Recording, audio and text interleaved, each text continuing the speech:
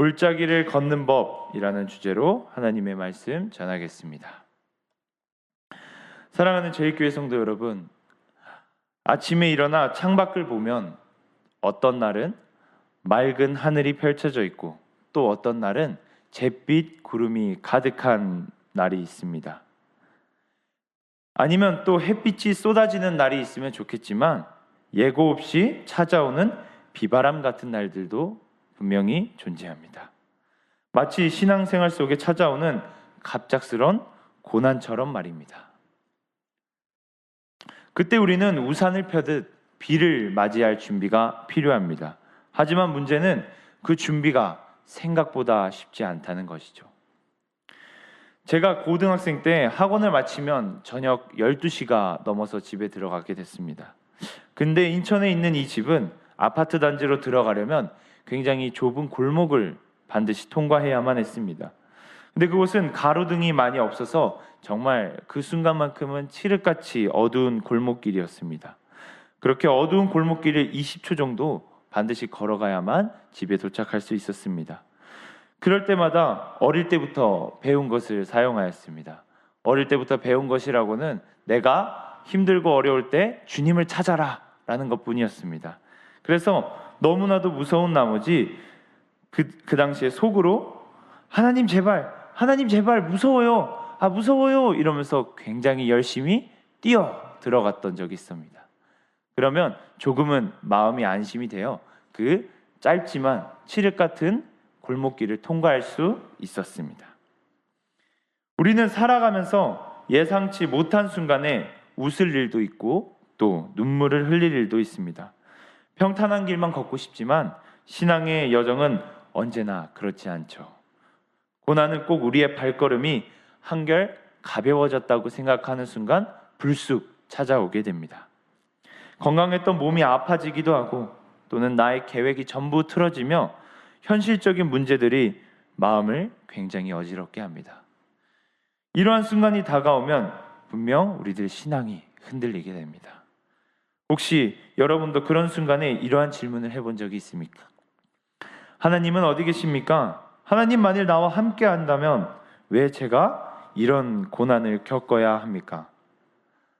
하지만 성경은 우리에게 고난이 전혀 없는 삶을 약속한 적이 없습니다. 오히려 고난이 따를 것이라고 말하고 있습니다. 그렇다면 우리는 이 고난의 길 위에서 어떻게 하나님을 바라볼 수 있을까요? 시편 23편에 다윗의 고백을 통해 하나님이 오늘 우리에게 어떤 믿음의 길을 알려주시는지 그 답을 함께 찾아보고자 합니다. 오늘 우리가 함께 나눌 시편 23편은 다윗이 하나님과의 깊은 신뢰 가운데 고백한 말씀입니다. 사무엘하 17장을 보면 이 시편이 쓰인 배경을 알 수 있습니다. 다윗은 아들 압살롬의 반역으로 인해 이 왕의 자리에서 쫓겨나 모든 곳을 두고 광야를 헤매고 있었습니다. 왕이었던 그가 가장 사랑하는 아들에게 배신당하고 또 목숨을 위협받으며 도망자의 신세가 된 것입니다. 이런 상황 속에서도 시편 1절을 보면 다윗은 여호와는 나의 목자시니 내게 부족함이 없으리로다 라는 고백을 하게 됩니다.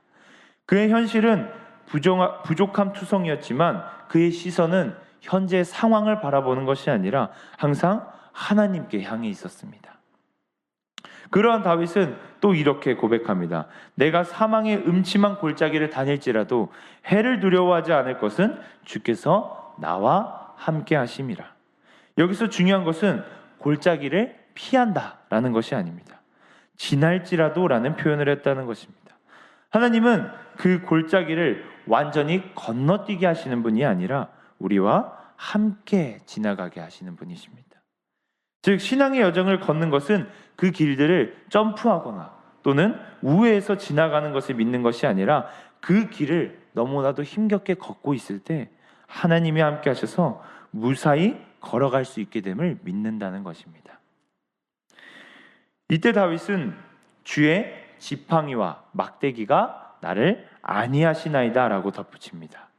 여기서 지팡이와 막대기는 그에게 있어서 단순한 장식품이 아니었습니다. 다윗은 어릴 적 목동이었을 때 양들을 지키며 이 도구들을 직접 사용했습니다. 지팡이는 양이 길을 잃지 않도록 인도하는 도구였고, 또 막대기는 양을 공격하는 맹수나 또 도둑을 물리치는 무기였습니다. 다윗은 양을 지키기 위해 이 지팡이와 막대기를 두 손에 꼭 쥐고 위협이 다가오면 망설이지 않고 사용했습니다.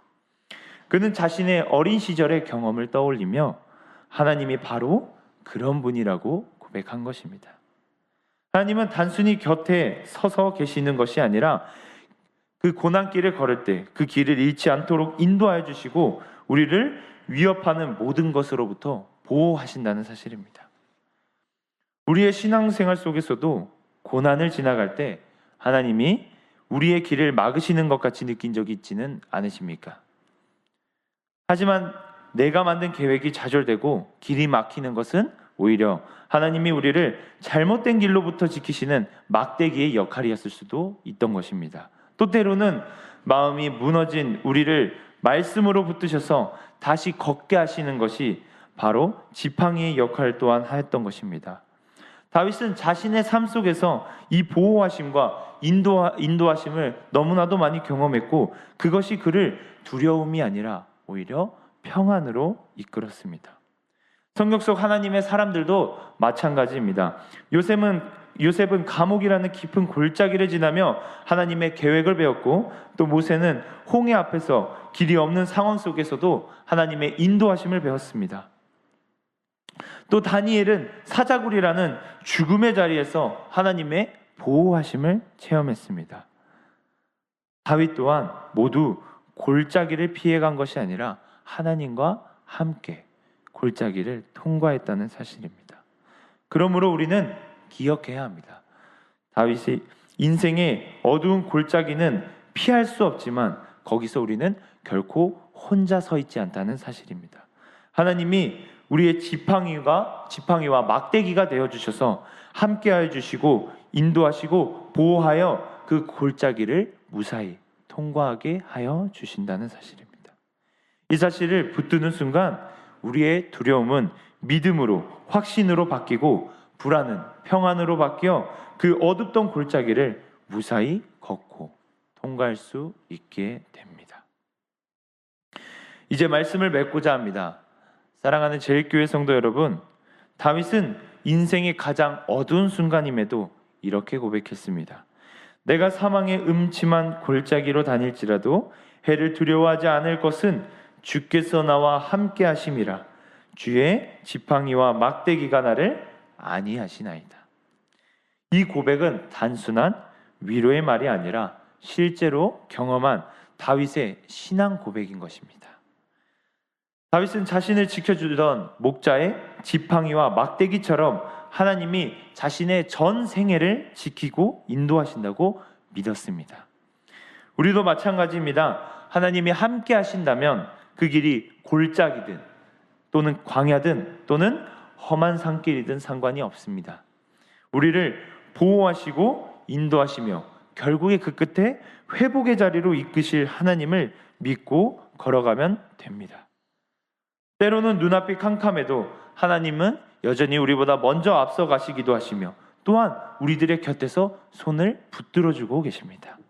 그러므로 오늘도 이 믿음을 마음 깊이 새기셨으면 좋겠습니다. 주께서 나와 함께 하시니 나는 두려워하지 않겠습니다. 이 고백이 오늘 하루뿐 아니라 저와 여러분의 평생의 고백이 되기를, 다윗이 그러한 고백을 하였던 것처럼 저희들의 입술을 통해 그러한 것이 평생의 고백이 되기를 주님의 이름으로 축복합니다. 기도하겠습니다.